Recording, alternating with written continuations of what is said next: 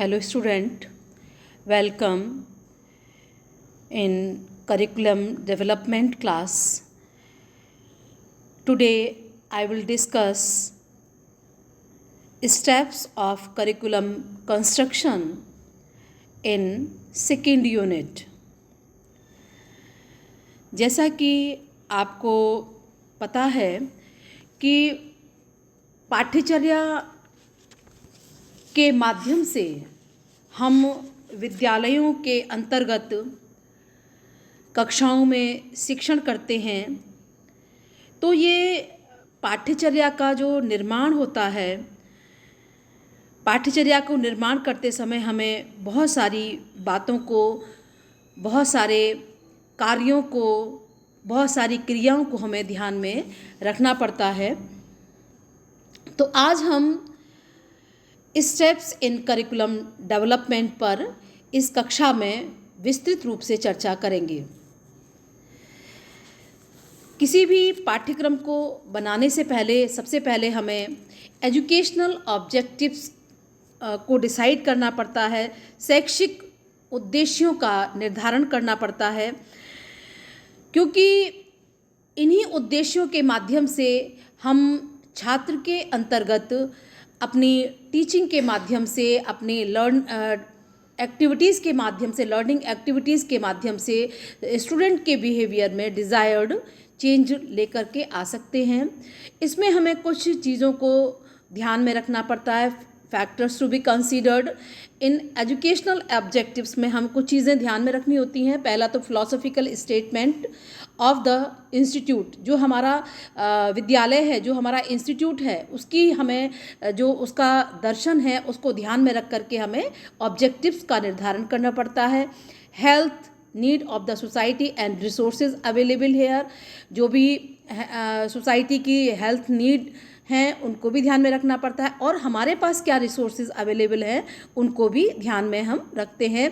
Need of the student को ध्यान में रखते हैं। Entry criteria and level of the student, जो भी हमारे यहाँ स्टूडेंट हैं उनके लेवल को और उनका एंट्री क्राइटेरिया कितना है या कैसा है उसको भी हमें ध्यान में रखना पड़ता है कि हमारे यहाँ जो बच्चे आ रहे हैं वो किस स्तर से आ रहे हैं, किस SES सामाजिक आर्थिक स्तर से आ रहे हैं, निम्न से आ रहे हैं, उच्च से आ रहे हैं, मध्यम से आ रहे हैं। इन सारी चीज़ों को ध्यान में रखना पड़ता है। Preparation for position on completion of programme को भी हमें ध्यान में रखना पड़ता है। जब प्रोग्राम कंप्लीट होगा तो हम कहाँ पर होंगे।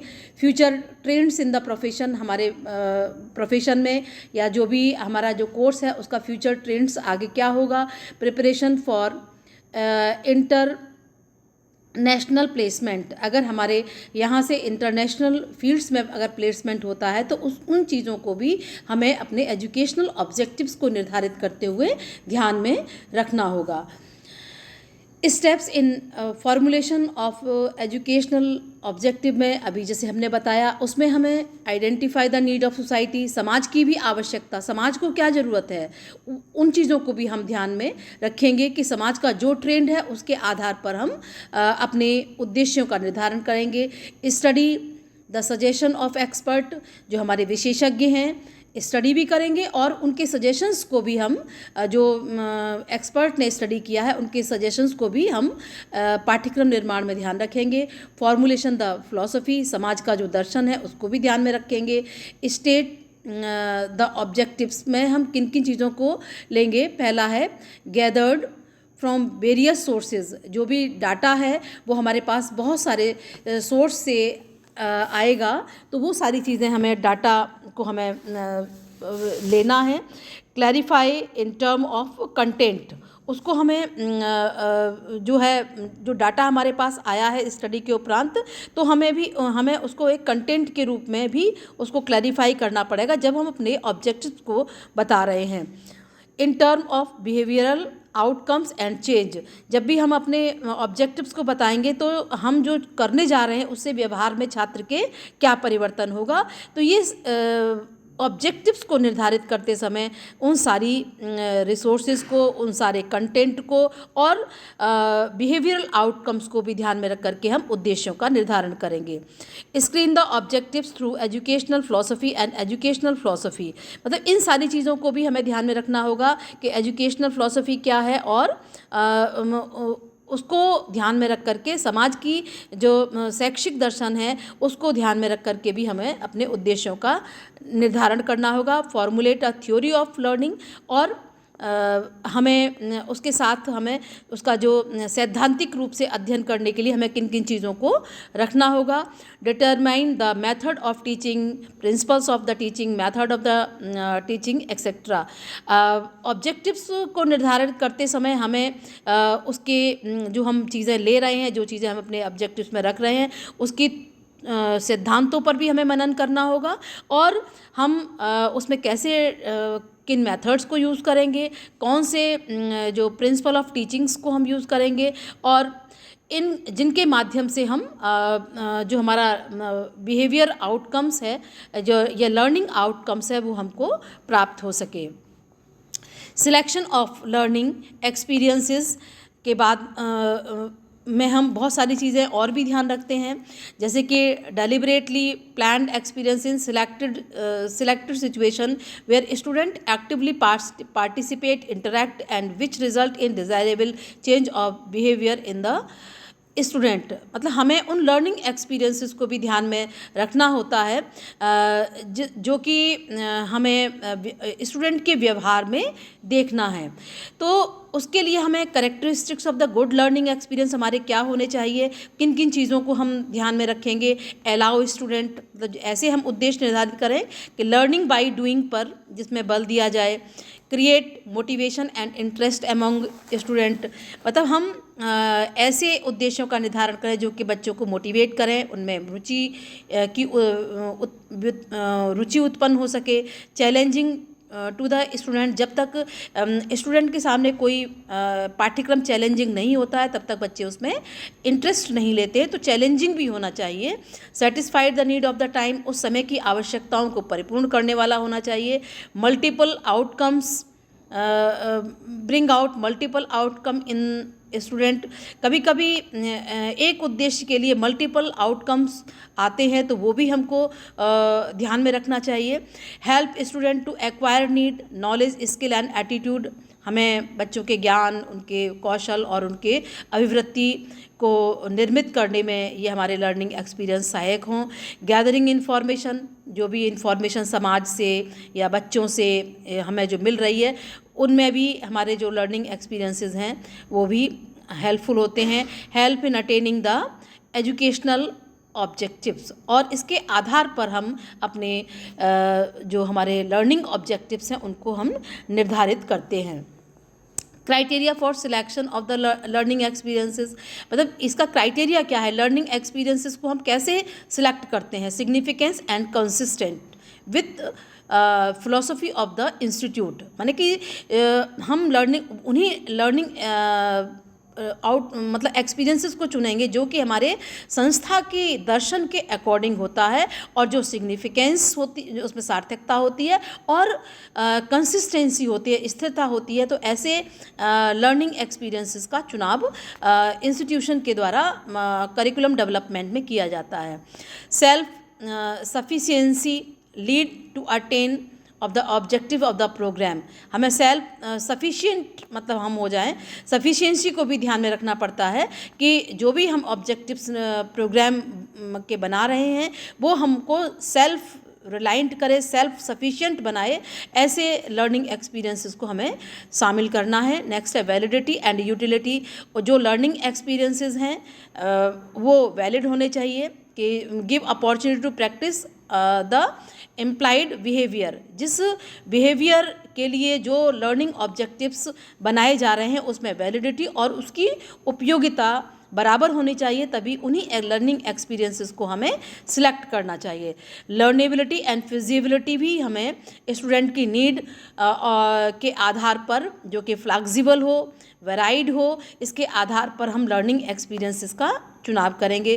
Criteria for selection of learning experiences provide opportunity for the development of the, मतलब हमें ये अपॉर्चुनिटी देनी है कि हम इन चीज़ों को डेवलप कर सकें। पहला है independent thinking and decision making. Student की हम इंडिपेंडेंट थिंकिंग और उसकी डिसीजन मेकिंग को डेवलप कर सकें। ऐसे लर्निंग ऑब्जेक्टिव्स बनाएं, साउंड जजमेंट हो सके, इंटेलेक्चुअल रिसोर्सफुलनेस छात्रों में आए, self discipline and sound integrity of the purpose, जो भी उद्देश्य है उसके प्रति सेल्फ डिसिप्लिन और साउंड इंटीग्रिटी भी होनी चाहिए। इसके बाद arrange to provide continuity, correlation and integration of theory and the practice, मतलब इसमें निरंतरता होनी चाहिए, सहसंबंध होना चाहिए और थ्योरी और प्रैक्टिस के बीच में दोनों में सहसंबंध, इंटीग्रेशन अगर नहीं होगा तो हम उन लर्निंग ऑब्जेक्टिव्स को प्राप्त नहीं कर पाएंगे। Planned and evaluated cooperatively by teacher and student, क्योंकि इन उद्देश्यों को टीचर के द्वारा और स्टूडेंट के द्वारा प्लान्ड वे में इनको इवैल्यूएट किया जाता है। क्योंकि अगर शिक्षक नहीं मतलब उनको इवैल्यूएट करेगा तो हम छात्र का इवैल्यूएशन नहीं करते हैं, या छात्र अगर उसमें पूरा अपना सहयोग नहीं देता तब भी हम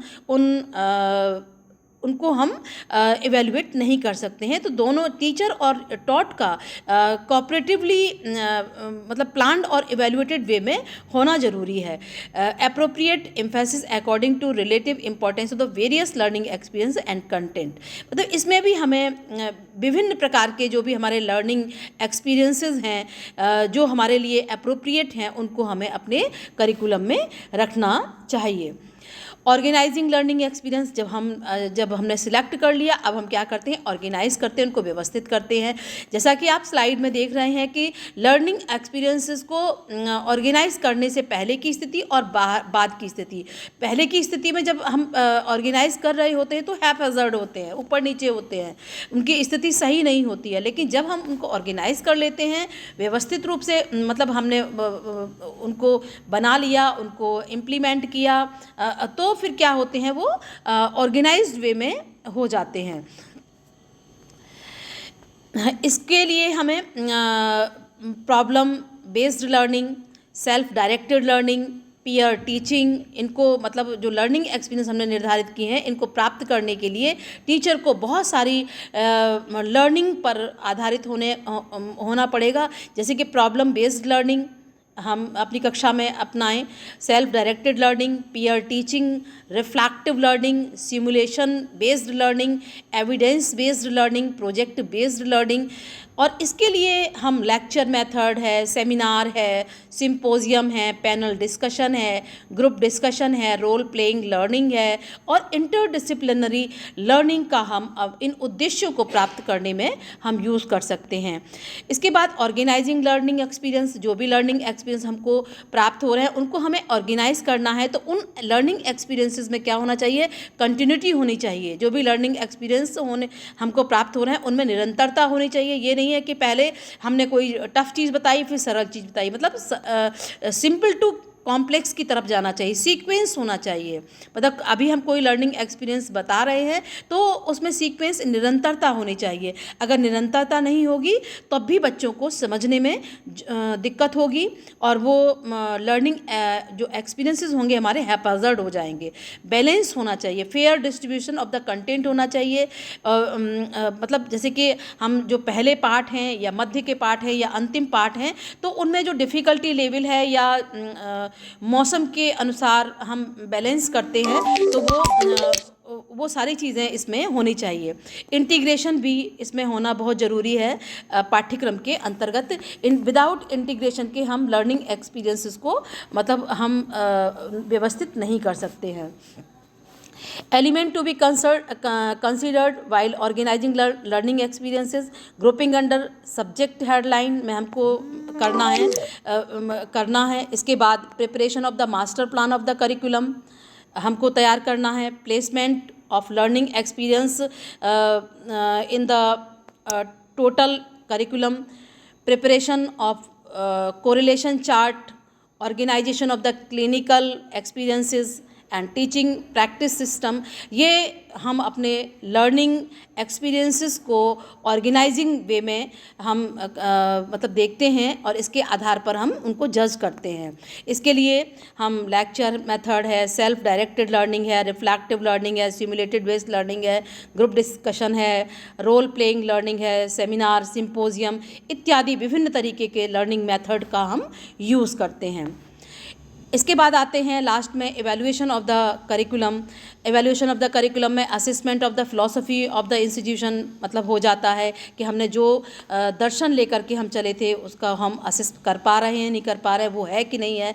programme goal of the institution, इससे हमें जो हमने निर्धारित किए हैं वो हमको पता चलते हैं। कोर्स ऑब्जेक्टिव्स भी हमको इवैल्यूएशन के माध्यम से पता चलते हैं। Content taught in each course, वो भी हमको इवैल्यूएशन के माध्यम से पता चलता है। एंड टीचिंग लर्निंग मेथड जो हमने यूज़ किए हैं उनको भी हम इसके माध्यम से पता कर पाते हैं। Course evaluation method, the relationship of the extra curricular activities to the overall plan study. तो जितनी भी चीज़ें हैं इनका इवैल्यूएशन करिकुलम को इवैल्यूएशन के माध्यम से हम ज्ञात कर सकते हैं। MS of the curriculum evaluation, इसमें मैन, मनी, मटेरियल, मेथड और माइन्यूट्स, इसके आधार पर हम करिकुलम का इवैल्यूएशन करते हैं। Proper organisation implementation of curriculum by faculty member and other personnel involved, इसमें जो भी फैकल्टी मेंबर हैं या दूसरे हमको टीचर्स की अगर पर्सनल की ज़रूरत होती है तो इसमें उन दोनों की आवश्यकता पड़ती है और इसी से इसके माध्यम से करिकुलम को हम इवैल्यूएट कर पाते हैं। इसमें मनी की भी ज़रूरत होती है क्योंकि appropriate utilisation of money for curriculum development में हमें धन की भी आवश्यकता होती है, तभी हम करिकुलम को डेवलप कर पाते हैं। मटेरियल हमें क्या इसमें यूज़ होगा, evaluation of the text book literature used for development and implementation of the curriculum, उसके लिए किन किन मटेरियल की हमको ज़रूरत होती है। इसके बाद method, appropriate method of the teaching learning method कौन कौन से यूज होने हैं वो भी हम इसी के माध्यम से पता कर पाते हैं। And minutes, adequate time given for theory and practice in each course, हर कोर्स में थ्योरी और प्रैक्टिस के लिए जो है प्रॉपर एडिक्वेट टाइम दिया जाना चाहिए। इसके माध्यम से हम करिकुलम का इवैल्यूएशन अच्छे तरीके से कर पाते हैं। Thank you class.